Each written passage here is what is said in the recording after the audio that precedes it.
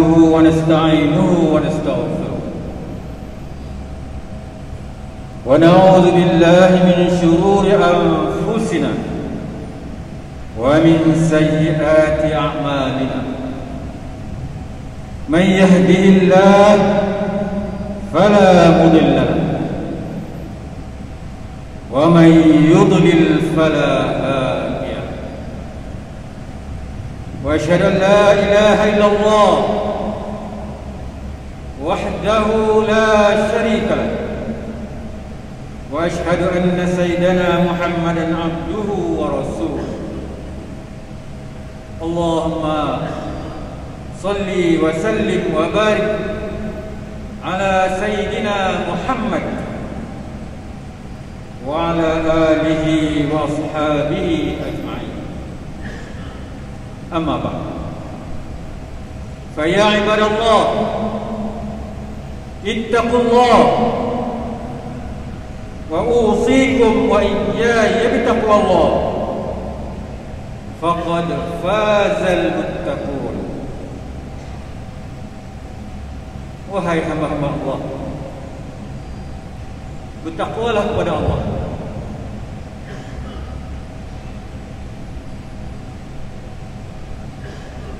Sesungguhnya akan mendapat kejayaan bagi orang-orang yang bertakwa kepada Allah Subhanahu wa taala.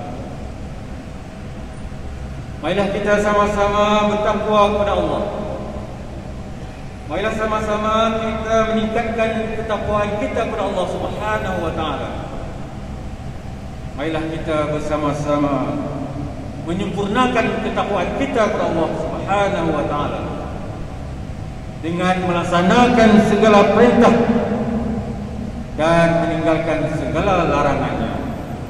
Mudah-mudahan kita diberkati oleh Allah Subhanahu wa taala di dunia ini dan di akhirat nanti. Allah Subhanahu wa taala menyeru kita supaya kita bertakwa kepadanya. Maka tentulah ada jalan-jalan yang membawa kita menuju ketakwaan kepada Allah Subhanahu wa taala. Khasnya kita ketika ini berada di bulan yang penuh keberkatan, yaitu bulan Ramadan. Maka Allah Subhanahu wa taala dalam Al-Quran berfirman, A'udzu billahi minasyaitonir rajim. Bismillahirrahmanirrahim. Ya ayyuhalladzina amanu kutiba 'alaikumus shiyam kama kutiba 'alal ladzina min qablikum la'allakum tattaqun. Maka dalam ayat ini Allah Subhanahu wa taala menjelaskan kepada kita, wahai orang-orang yang beriman, diwajibkan ke atas kamu berpuasa sebagaimana telah diwajibkan ke atas umat-umat sebelum kamu, la'allakum tattaqun, moga-moga agar kamu akan menjadi orang yang bertakwa. Maka Allah Subhanahu wa taala dalam ayat ini menjelaskan kepada kita bahawa apabila masuk bulan Ramadan, kita diwajibkan berpuasa oleh Allah Subhanahu wa taala. Dan natijahnya, hasilnya, sekiranya kita mematuhi perintah Allah dengan berpuasa dengan sebaiknya, sesempurnanya, Allah menerima puasa kita, maka akhirnya Allah akan mengangkat darjat kita. Allah mengiktiraf kita sebagai orang-orang yang bertakwa kepada Allah, yaitu orang yang mengikut perintah Allah Subhanahu wa taala. Apabila diperintahkan mereka berpuasa, tidak makan dan tidak minum dan sebagainya, maka mereka mengikuti, mematuhinya, walaupun dalam keadaan sukar, payah dan sebagainya.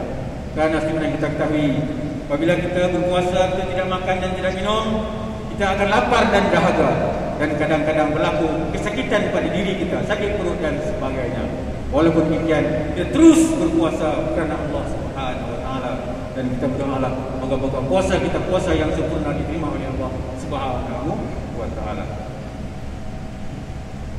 Dan Allah Subhanahu wa taala juga menjelaskan, apabila kita bertakwa kepada Allah Subhanahu wa taala, tentulah ada natijah yang baik pada kita. Antaranya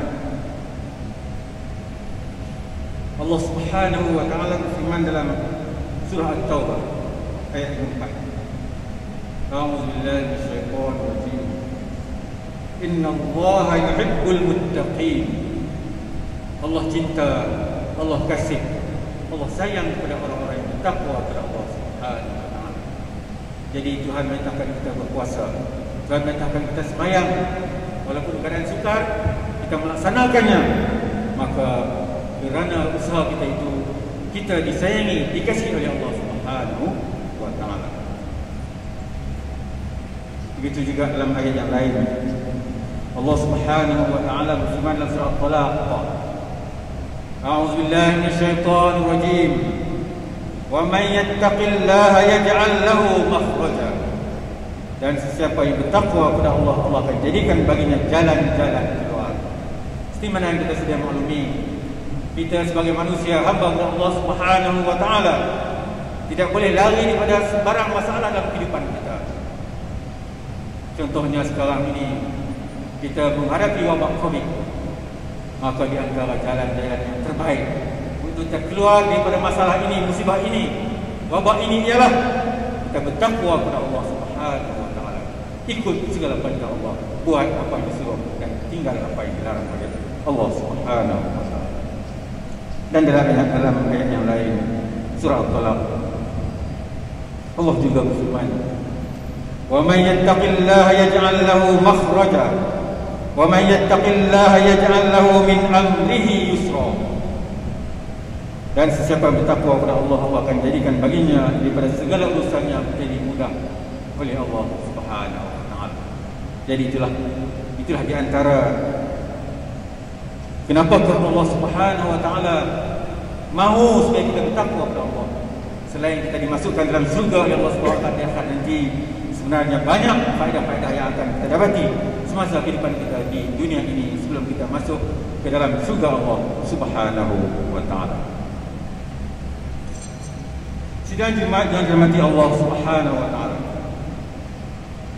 Kini kita sudah menghampiri 10 hari terakhir bulan Ramadan. Sewajarnya kita bersama-sama bermuhasabah. Bagaimanakah Ramadan kita, puasa kita yang telah berlalu 10-20 hari yang lalu?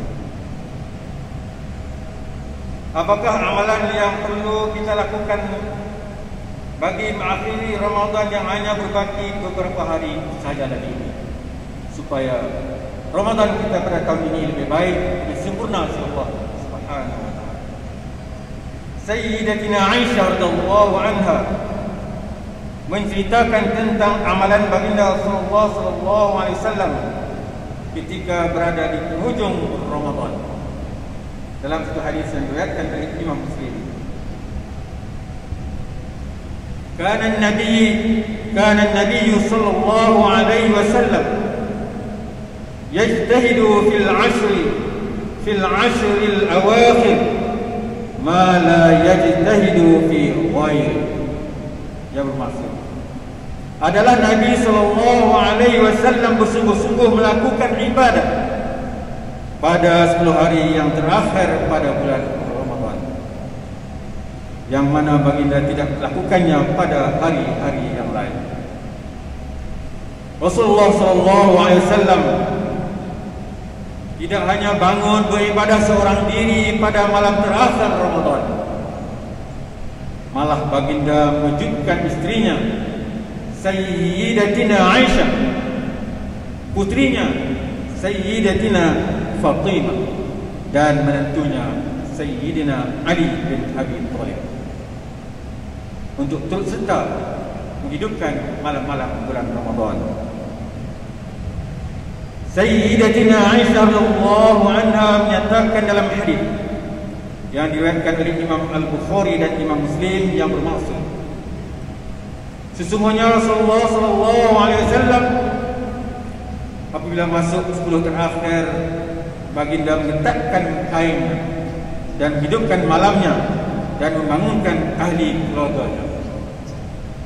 Sedang dimajang dimati Allah Subhanahu wa taala, baginda turut mengalahkan umatnya pada malam terakhir, 10 malam yang terakhir, supaya mencari, memburu Lailatul Qadar, kerana pahala beribadah padanya digandakan melebihi 1000 bulan. Sabda Rasulullah SAW dalam hadis yang diriwayatkan oleh Imam Al-Bukhari dan Imam Muslim yang bermaksud, carilah Lailatul Qadar pada 10 malam terakhir daripada bulan Ramadan. Malam-malam ganjil 21, 23, 25, 27 dan 29 Ramadan. Baginda juga beriktikaf 10 hari terakhir Ramadan, bermula pada malam 21 Ramadan hingga baginda keluar pada malam hari raya. Ibnu Umar radhiyallahu anhuma menceritakan dalam hadis yang diriwayatkan Imam Bukhari dan Imam Muslim yang bermaksud adalah Rasulullah SAW beriktikaf pada 10 hari terakhir daripada bulan Ramadan. Maka jawatan kuasa dan pegawai masjid dapat menyusun aktiviti yang bersesuaian pada 10 malam terakhir supaya dapat terus beriktikaf, bertadarus Al-Quran dan berzikir, serta berusaha mendapatkan kelebihan Lailatul Qadar dan keberkatannya. Namun setelah saja kita maklumi, masjid kita ini dan pejabat mufti merancang untuk beriktikaf 10 malam yang terakhir di bulan Ramadan. Namun oleh keadaan yang tidak mengizinkan, maka program ini terpaksa dibatalkan. Jadi walaupun iktikaf tidak dibenarkan, tetapi masjid ini masih lagi buka peluang untuk kita hadir bila-bila masa untuk beramal, merebut, melakukan apa sahaja yang disediakan oleh Allah SWT dalam Ramadan, seperti membaca Quran, salat sunat dan sebagainya. Firman Allah Subhanahu wa taala dalam surah Al-Qadar ayat 1 hingga 5. A'udzubillahi minasyaitonir rajim. Bismillahirrahmanirrahim. Inna anzalnahu fi lailatul qadr. Wa ma adraka ma lailatul qadr. Lailatul qadri khairum min alf syahr. تنزل الملائكة والروح فيها بإذن ربهم من كل أمر سلام هي حتى مطلع الفجر. Yang bermaksud, sesungguhnya kami telah menurunkan Al-Quran pada malam Al-Qadr. Dan apakah engkau dapat mengetahui apa dia kebesaran malam Al-Qadr itu? Malam Al-Qadr lebih baik daripada 1000 bulan. Pada malam itu, para malaikat dan malaikat Jibril turun dengan izin Tuhan mereka untuk mengatur segala urusan. Sejahteralah malam yang berkat itu hingga terbit fajar. Barakallahu li wa lakum fil Qur'anil 'azim wa nafa'ani wa iyyakum bima fihi minal ayati wa dzikril hakim wa taqabbala minni wa minkum tilawatahu innahu huwas samiul alim. Aqulu qawli hadza wa astaghfirullahal azim li wa lakum wa lisairil muslimin wal muslimat wal mu'minin wal mu'minat fastaghfiruhu innahu huwal ghafurur rahim.